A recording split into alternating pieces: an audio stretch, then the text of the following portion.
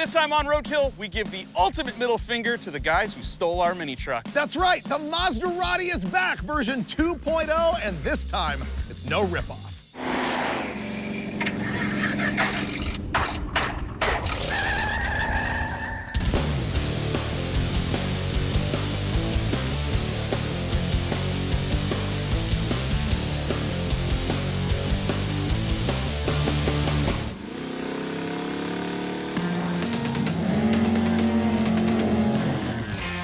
To answer one of the most common questions I get from fans, no, the Mazdarati never came back after being stolen. So we're gonna right that wrong with a new Mazda and a Hot Rod Garage project car in the Super Street Garage. I know, this is perfect, right?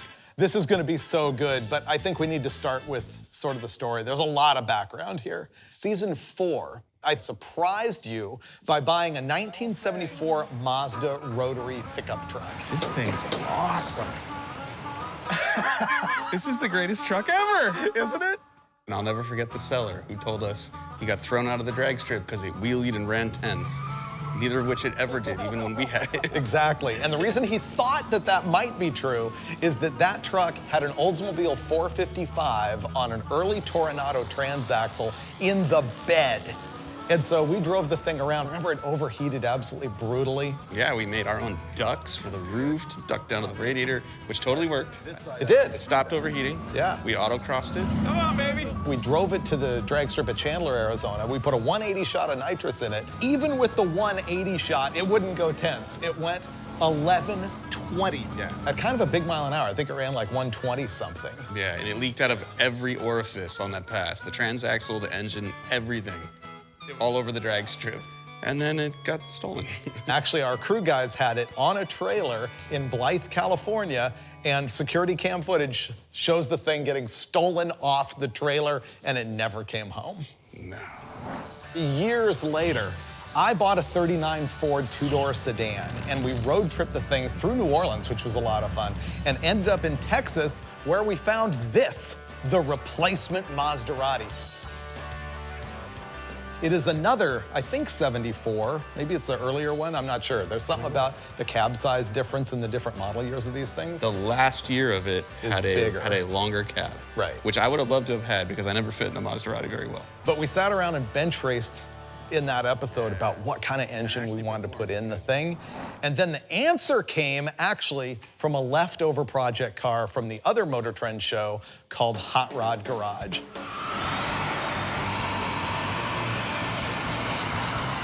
Now, this vehicle's actually kind of genius. It's a 2006 Impala SS, and those things are factory with a 5.3-liter V8 that is sort of based on an LS motor. They've got some differences, like, there's no starter motor on it, the bell housing bolt pattern is different, stuff like that. It's mounted sideways in the front of the car. All of that. It's very weird. But what it means is that you can get another one of those complete engine and transaxle packages and throw it in the trunk, which is what Tony and Lucky did on a couple of episodes of Hot Rod Garage.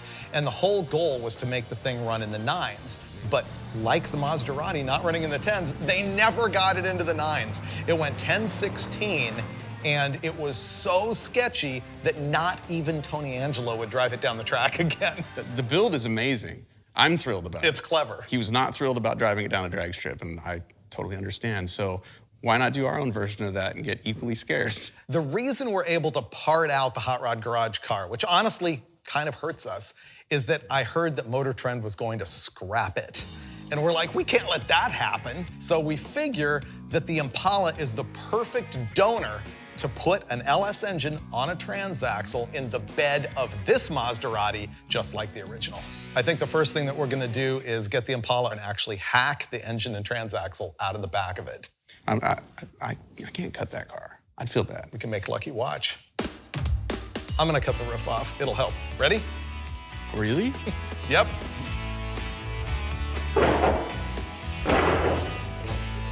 Both of us feel really bad about taking apart our buddy's project car, but its destiny is sealed. It's going to the junkyard. There we go. Now you can get a better look at what they've done here. I think the engine that's in the front is from a GXP. This one's actually from another Impala. This is the original engine those guys installed. The front one's been blown up, I think, 3 times. So, hacking. That Nice. usually works.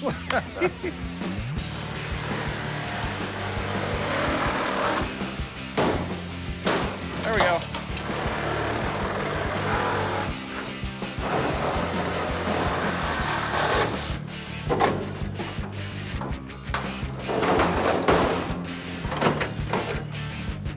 There we go.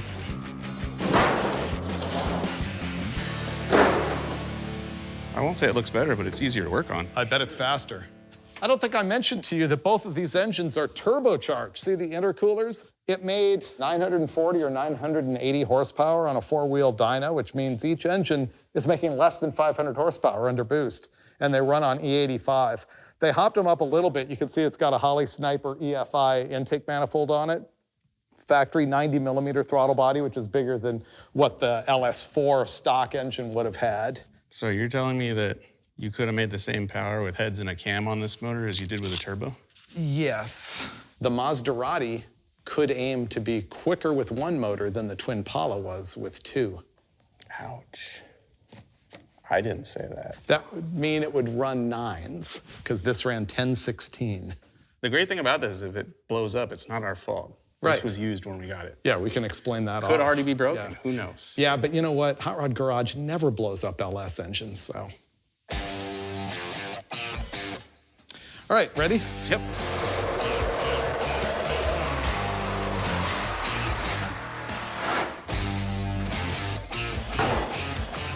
Slaughtering all this actually gave us crystal clear vision on what to do. We decided that we were gonna cut this thing right ahead of this main hoop of the roll bar and cut through the rocker panels and then pull the bed off the Mazda and figure out how to attach this whole thing to the back of the truck. And we may change our minds later, but I think we're like trying to cut the least to begin with and save the most. I love this plan. Yeah, I think it's pretty good.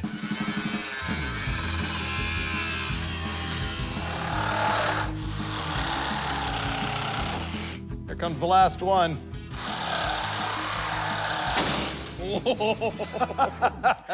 You just bisected an Impala, bro. Uh-huh. Last time we tried to break a car in half, we used a lift, and it was really violent and unsafe. I hear stuff. I hear creaking.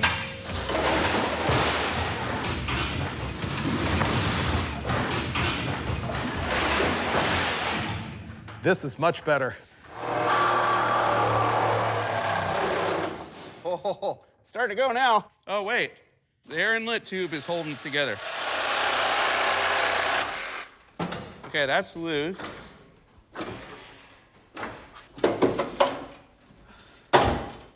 Oh, those tubes. Is that a brake line or a fuel line? Brake. Hey, look at it roll.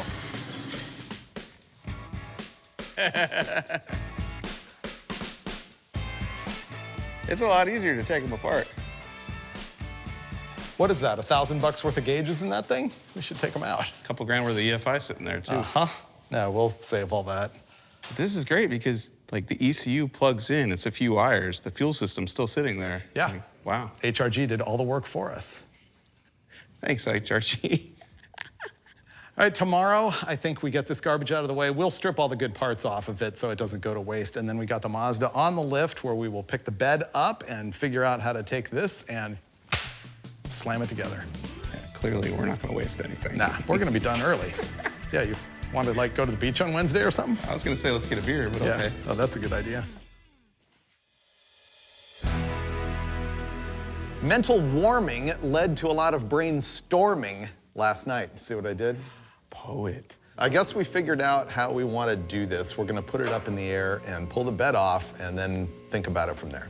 A lot of measuring, then a lot of butchery. This truck's actually pretty rare. When did they make them? 72 to 74? Something like that. 3 to 5. 3 to 5, that sounds right. Somewhere in that neighborhood. But it's a Mazda pickup that came with a rotary engine, and not all of them were that way. And the body style is actually different with the rotary. It's got the little fender flares. Yeah, Ford Courier guys are bummed because they don't have the flared bedside. I don't think they have the battery box either. This one didn't have an engine in it when we got it. Hit it just a little so I could... There, it's out. Great. I think this is the last one. Yeah. We think all the fasteners are off the bed, so we're gonna put it down on the ground and list some manpower. We're gonna have producer Taylor and apprentice Mason come in. Okay, great. Ready? All right. And down.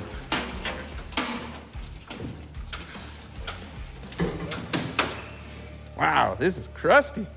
Now the fun part. We have the bed off, obviously, and we're going to roll the back half of the Twin Pala next to our not really rotary powered truck anymore and eyeball, how do we make this fit that? We rolled this over just to sort of eyeball everything. I've got it lined up on the center line of the axle. It looks like it fits perfectly. We're gonna measure a bunch. Our plan is gonna be to just weld that right to here after we cut this frame off. And obviously it's gonna need a lot of triangulation to work. This is basically outside of the tube. The outside of the tube is 56. Yeah. And outside of this frame is like 44. Yeah. The roll bar just barely fits in the bed, right? Yeah, it's just inside of the bed rail by like 3/4 of an inch. Okay. How are we gonna weld it all in and triangulate it and make it stay there?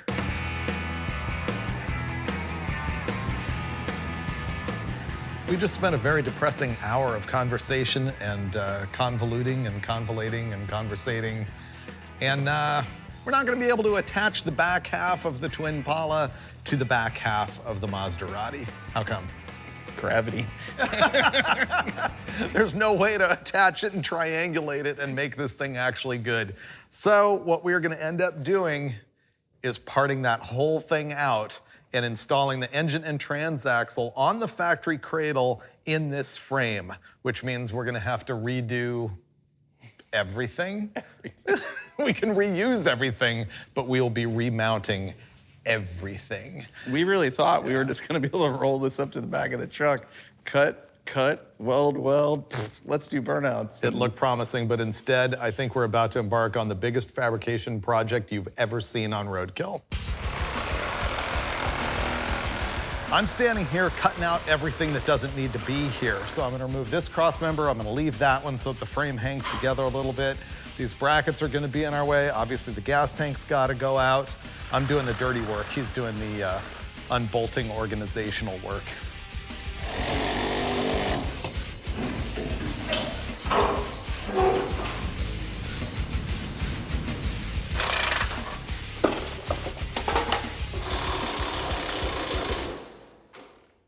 Cool. That's off. Okay. All this good fab work gone. It is a nice piece. And we have liberated the parts that we actually need.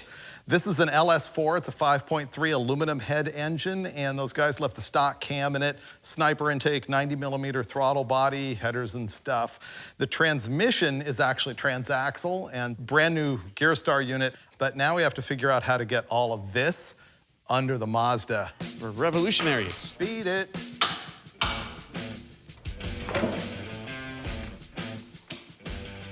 Look at that. Bye-bye. Now all I gotta do is slide that under this. Car will build itself. Yeah, see, and now that it has no camber control, they're just gonna flop everywhere.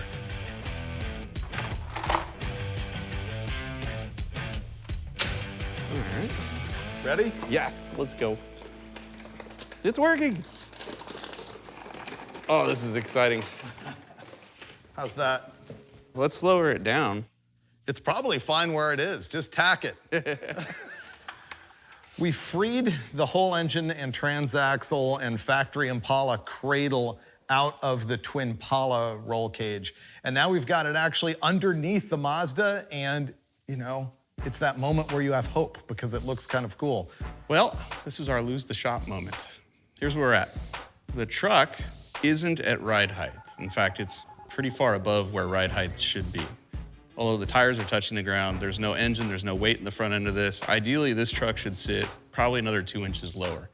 We're at a you can't get there from here moment. The front mount for the cradle needs to move up so much that we basically have to cut the entire frame off, which puts us right back to the point that we were at when we were considering put the entire back half of the Twin Impala up against the back of the truck, which we can't do because we can't build a roll cage and triangulate the suspension because of a bunch of rust and the frame's too narrow. You can't get in and out of the cab. So for all of those reasons, this might not happen. Oh, no, I just fixed it.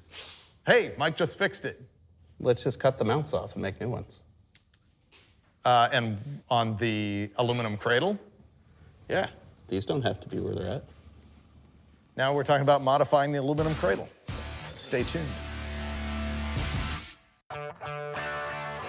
It's a new day, which means we have new opportunities for solutions to our problems. The truck is a mini truck.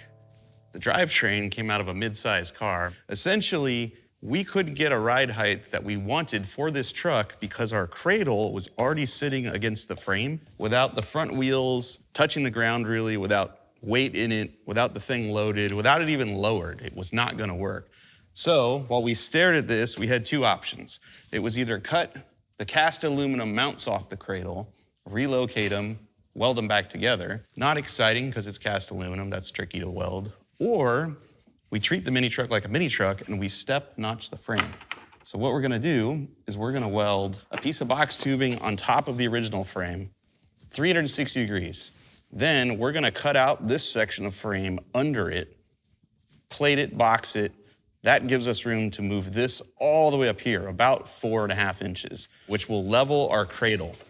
Now, is it ideal? No. These wheels stick outside the bedsides anyway, so we really can't lower the truck too much right now. So for us, this is an excellent solution to the problem, and it allows us to move forward, because once this is mounted, then we can mount the back of the cradle, then we can start figuring out how to make it run again, and hopefully do burnouts. Step one, take this, transfer it to metal, cut the metal, put the metal here, weld it together.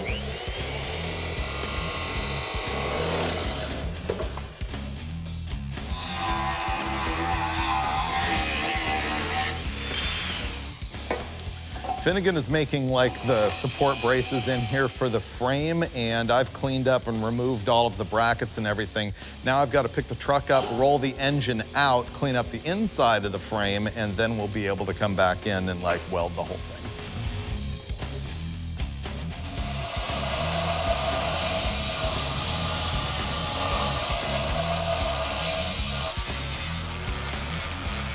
Okay, these are our frame gussets. We are about to MIG weld these to the top of the original frame section, and once this is fully welded and capped, we'll go back underneath and cut out all the material we need to remove so that we can then mount our cradle level.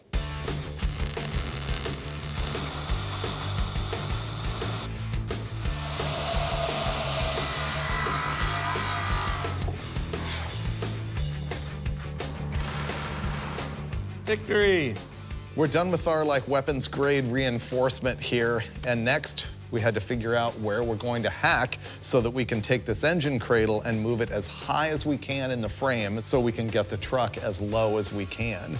And so Mike just measured it out and drew these cut lines right here, and I think we're gonna pick it up, roll the engine back out, and then I will hack that. Yeah, buddy.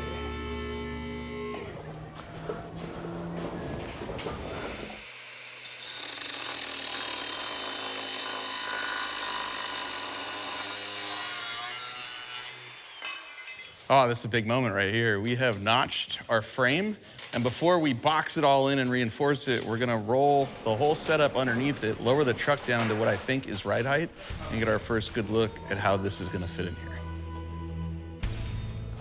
Just step notched our mini truck. This is gonna be the first time we see the actual ride height, because now that engine cradle is gonna sit up into those notches.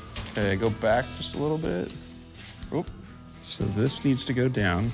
Okay, I'm gonna go down. Yep. Ready? It's about there. You can All go right, down now more. I can lower the truck more. Yep. Yes. That's what we need. Much happier. Yep. We got it much lower in the back with that notch. This is actually starting to be something. This is exciting. Yeah, This worked. it's way better. Man. Like, make sure we have the wheels centered on the chassis where it's supposed to be. Yep. We could just draw a line here weld the tube in, and then bolt it. Right now, I think we could measure from some reference point on the frame back to the center of the bolt hole and make sure it's the same on both sides. Yeah.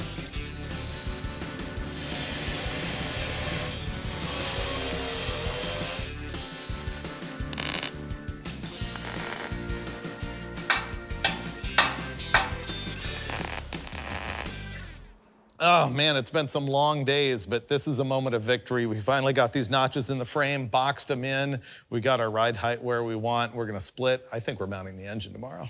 This is gonna be cool because it's gonna be under the bed rail. Yeah. Like, no one's gonna wanna steal our truck because you're not gonna see headers sticking out, you know, unless we lose our mind and mount the turbos up here someday. Nobody will know. In tribute to the original Mazdarati. Yeah, I love that you suggested. Now I don't have to talk you into it. Right. That's great. I'm gonna go home and sleep. This morning we've got the engine back out of the truck. We gotta make this whole thing square in the truck this way and even side to side. So it's essentially a 40-inch bolt spread from front to back, and then the center line of our lower ball joint is 13 5/8. Our already marked center line of our wheel wells. Yep. And go forward 26 and 3/8. 26 and 3/8. That's where we put our holes, and then we just had to measure the width here between those two front ones. Okay, you're on the dot? I am on the dot. So that's 42 and 5/8. It's close, it's within an eighth. Okay. That's good enough for who it's for. All right. Yeah. You know there's no chance this is gonna be perfectly square, right? They'll never know. Are you gonna get a ruler out on your TV? No, you're not. No, it's gonna be great. That's right. So we know about where our cradle needs to go. We even have marked the holes in our frame. Now this is box tubing, and if I put a hole in here and I put a nut through here and a bolt and I just start cranking on it, it's actually gonna crush this. So what we're gonna do is drill an even bigger hole than we need for our bolt, slide this tubing through it, have some of the tubing stick out on each end, and then we're gonna weld it precision around there. So now when we tighten our bolt that's going through this tube, it's trying to crush this tube, not this tube. And this tube, that's not getting crushed. It's gonna be sturdy. You know why? Because we care at Roadkill.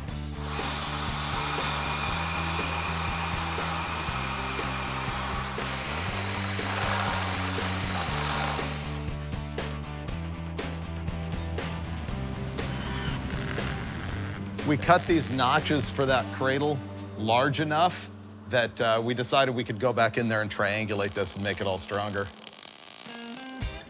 Okay, we are close. We can now put our bolts in to guide us. Okay, now you can jack it up. There you go, keep going. Oh yeah, plenty of all thread. Okay, we're there. We can do nuts and washers on this side. We're attaching this with all thread right now, just sort of temporarily. And we've got grade 8 bolts on order. Yeah, now we can go down and then figure out where we want to make the rear cross member. Pallet jack gone for the last time. Great. All right, I'm gonna go cut up the twin Pala cage and bring it in here and see if it's actually gonna work. If it does, it's gonna save us a ton of time. Yeah. Sawzall.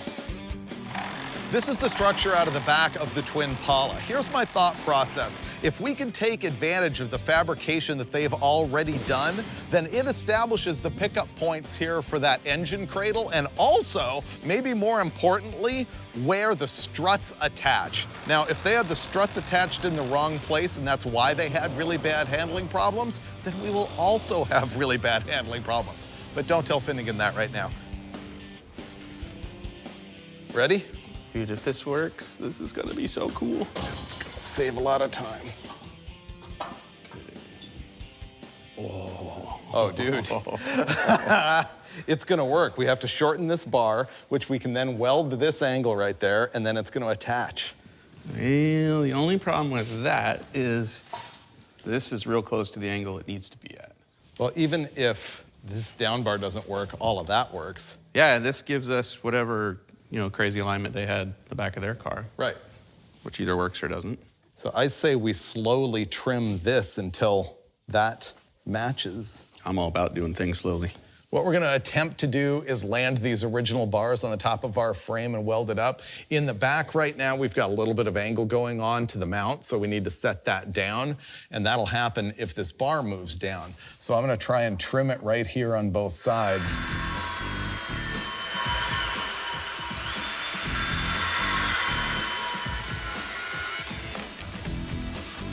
Nailed it. Nice. Wow. I got a huge gap on this side. The whole cradle can roll forward. Okay, so just the inside of this needs to be trimmed. We did it. This is a huge time save. We made this back of the Twin Pala work, so Mike's gonna zap it on, and then we can bolt struts on. We can bolt struts in now.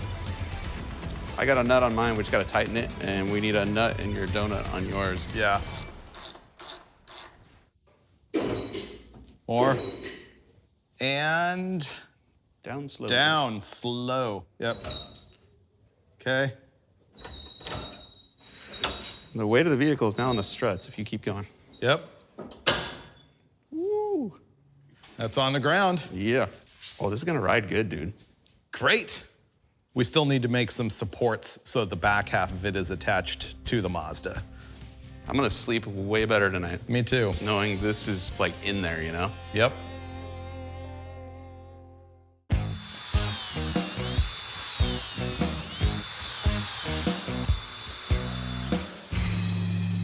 I don't know what day it is, but yesterday went really good. We got our drivetrain pretty well locked in place, except for some critical bracing. Right now, I'm gonna make tubes that'll be fish mouth on both ends to connect this factory cross member down to the one that the guys at Hot Rod Garage made.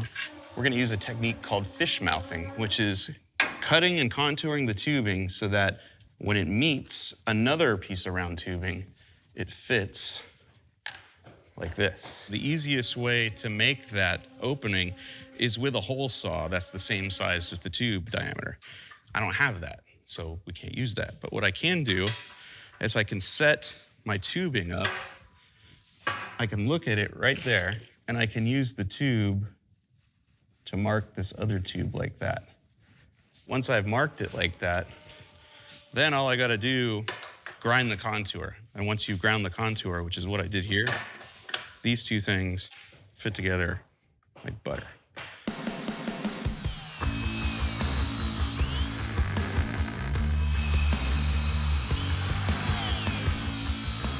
I made a couple of fish plates. They'll go vertically like this. Mike's welding one on right now. Basically, they're overlapping where a bunch of joints of metal come together to add some rigidity to that frame.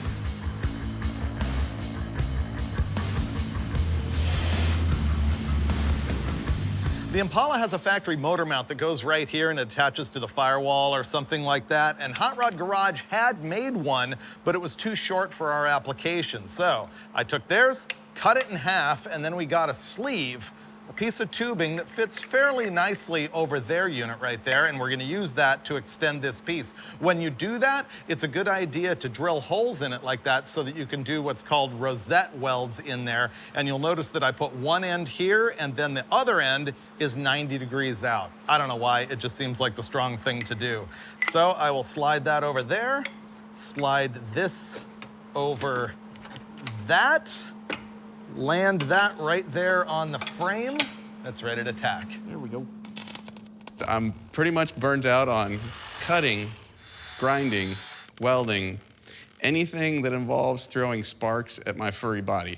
I don't know why I haven't caught fire or spontaneously combusted. That's how much work we've done to fortify the chassis of our mini truck to accept the drivetrain of the Twin Pala. It is gusseted, front to back, side to side. It's fixed, man. It ain't falling apart. All right, let's get all this in there. I don't know why after 10 hours it feels like I did way more than I can cross off from this list. And maybe it's because somebody else already crossed some of the things off. I'm gonna cross them again. Yay us. I'll go outside and fart.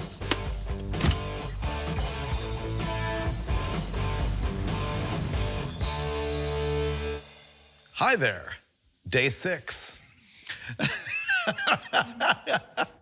He's finally got the bracing done so that when it's torque steering really badly, at least the engine's not flopping around. Not gonna fall out. Yeah. I'm gonna fiddle around with stuff out here, and you're gonna do the Shifter. drift handle and shifter. Yeah. Perfect. Ha. I win. This is not the right way to do this, but it's done.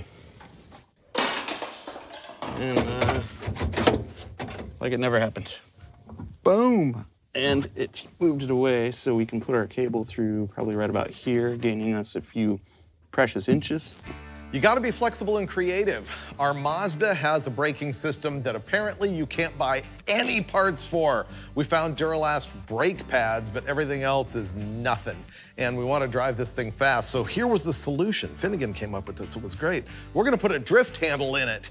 And for the time being, all we're gonna have is rear brakes. So I have to mount this thing in here, put this master cylinder on there. We're gonna plumb it with soft line the whole way, which you're not really supposed to do. All right, let me put this together. I'm doing this and the shifter because I went as far as I could on the EFI wiring, and Finnegan snipped most of it out of the other vehicle, so he knows what wires go where and I don't.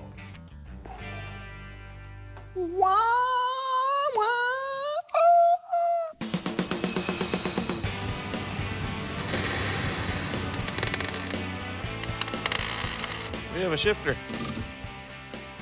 Done. Yay. Mike is working on hanging the ECU in the cab and dealing with some other little wiring, and so I'm gonna jump in and do a radiator. We had planned on putting the radiator up front, but we're gonna save a lot of time right now by hanging it back here because it already has the pipes all lined up. So I just need to get some angle iron and weld it across here, just make ourselves sort of a quick and dirty deal. All right, this is a Holley Terminator X ECU. It's a pretty cool unit. This is our ignition system because we are coil on plug. This is our transmission controller. This is also our electronic fuel injection. Now, a couple things you need to know when you install one of these. Obviously, you don't want it wet. You don't want it to get really, really hot. You don't want to just lay it on the floor underneath the front seat either. So I bent this panel up out of some random aluminum I found laying around. And we're gonna bolt it right here to the rear cab wall. It will fit behind the seat. The wires will route nicely right up there. Here's J1A. One goes here. This is power and ground, which goes directly to the battery. Not the starter, not the alternator, nowhere else. Directly to the battery.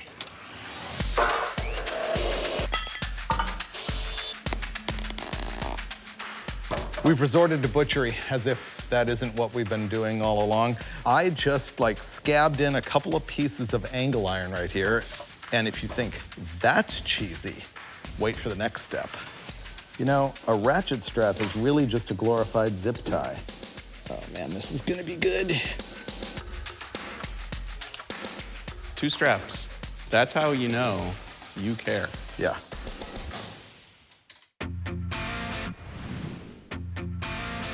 Day 7, and if you thought my radiator installation was butchery, wait till you see what happens today as we take a flamethrower to even our standards. Our goal was just to do a burnout, and there's a lot of things we could do better, but that doesn't equal burnout. So ratchet straps everything now. Whatever it takes to get it out that door and spin the tires. That's pretty much what's gonna happen. I am going to somehow install the old fuel system, which, what is that, like a 3-gallon cell, maybe 5? That's 3. 3? It's only gonna get us through a burnout. I think you do need to put the weights on the front crossmember because we know from the original Mazdarati that it won't even steer inside the shop without weight on the nose. It's pushing. Ah! Whoa! So yeah, I'll start on the weights, and you do the fuel system. Then that just leaves the gas pedal and the battery. This is the key to having steering in your rear-engined mini truck. What I'm gonna do is take the bar that these would go on normally, sink it through the front crossmember where normally there'd be a motor, weld it in place, and stack, I don't know, 3 or 4 of these, and cross my fingers, that's the exact right amount of weight to allow us to steer and stop. Someday we'll have front brakes, not today.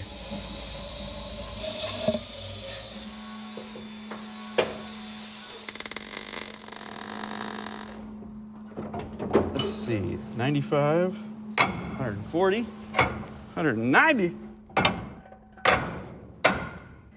Done. I wonder if it lowered the truck. That's still gonna need a little something, something. Ratchet strap. Security. You ready for the magic? Yes. All right, we're gonna zip tie this over here. What I like about this is not only is it SFI approved, but it really takes the focus off the ratchet straps and puts it on the zip ties where it belongs. Wow, that's butch. Meanwhile, I'm running brakes. Look how sturdy it is, though. I'm shaking the whole car. Yeah. Calling it good. Enough for who it's for. Do not do this at home. We're making progress. Finnegan just spent a while making sure that our tune-up was okay on the Holly computer. The last element of the EFI that I need to deal with is the fly-by-wire pedal. There's no cable from the throttle pedal on this deal. It actually just is controlled from the ECU, and back there, the throttle will open and close based on this. It's interesting that they've got this doubled up from the Twin Pala when they had 2 engines in it, so it was actually reading 2 different sensors to open 2 different throttles. That's kind of a handy gas pedal. Dave's putting the gas pedal in, I'm putting the coolant in. Getting close.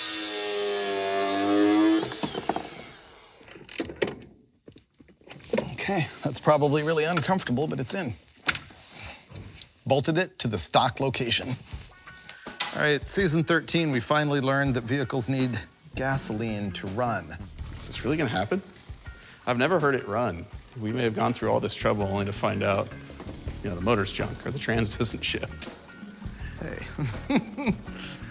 Which would be really funny. Who are you accusing of what? We're gonna try and fire it up. Yes. Okay, leave the ignition on for me. Ignition's still on. Finnegan's gonna check the computer and see if we can see what's going on. USB link so we can see it live. Try it again. Oh. Does it show fuel pressure? It's telling me we don't have fuel pressure. Well, yeah, the pump's not running. Oh, wait. It helps when you ground it. Oh, I thought you did. I thought I did too. I think we're cool. Yep. Go for it. All right, back on and cranking. That wants to run. It won. Up. Something didn't like it. Right to the wood, Dulcich. Of course. Okay, fire it up again. Gotta let it warm up. We made it run. This thing was on an E85 tune-up, and E85 requires a lot more fuel than gas, so... We took like 50% of the fuel out of the base fuel map. Bingo, and it runs way better. Yeah. We think it's actually good enough to drive at this point. We're gonna bleed the brakes, I think tomorrow. Burnouts. Drink. Drink. Okay, Okay. up. Now open it, It's opened. and down, and Ooh, holding, There we go. Closed. and up. Open. Hey, yesterday I promised everybody that it would run late today. You did? Yeah, Oh, high five. yeah, Nice. first time ever. All right. Lived up. Yeah. We're not necessarily proud, but we're done. When you say it out loud, I mean, you're right, yeah. We'll make it way better next time. Ready to go do burnouts? Yeah.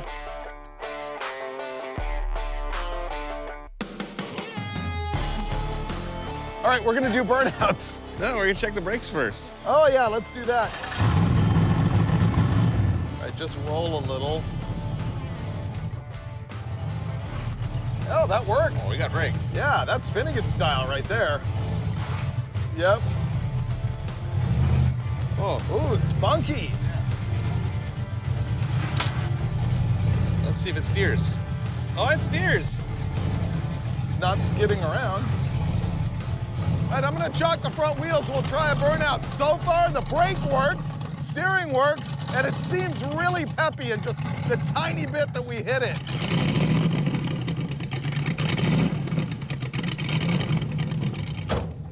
It's gonna push it. I think it just ran it over. Are you willing to do just to mash it and go? Yeah. Okay, I don't know if let's it'll do do that. anything, Wheel chocks didn't work. We're just gonna mash it.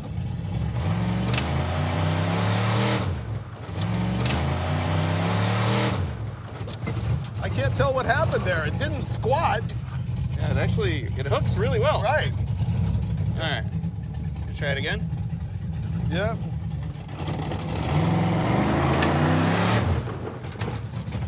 Yeah, it just hooks. It doesn't want to do a burnout. If it would run right, it would be fast. This thing seems to just want a boogie. We're matting it, and it's barely hazing the tires. It's mostly just accelerating. It makes no power. While we feel vindicated that it runs and drives and hooks up and is ready for the next episode where we turbo it and put a bed and everything, we still need a burnout. We need a burnout. I've got water on the rear end, and I'm gonna throw a wheel block in here. I've already got one on the other side. We're gonna see if we can improve the tire smoke situation. I think you're good. Okay.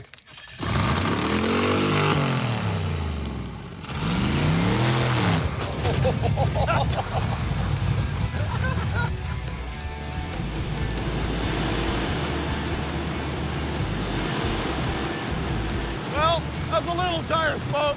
Still a lot of traction. This thing's gonna run 10s no problem. It's got way too much traction. It does. This thing hooks. Now we got desperation going on. We have the Mazdarati 2.0, we have a yank strap, we have camera Alex's Jeep XJ. Now it should smoke the tires. Let's try this again.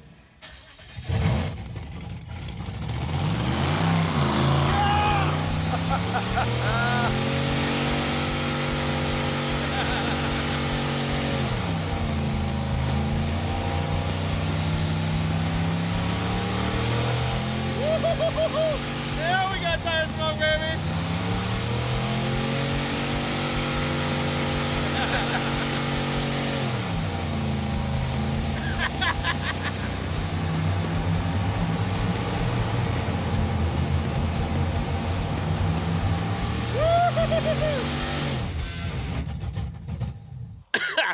That might bring the fire department. Mazdarati 2.0! We had to go to great lengths to smoke the tires. That was great. Rubber on the roof, on the ground, not on the tires, all over the engine. We made slicks. Yes, This is great. it really is good. Wow. Who knew? We just needed a Jeep in our lives. I might be a Jeep guy now. We should leave. Yeah, probably. Yeah. Let's disconnect this and get out of here.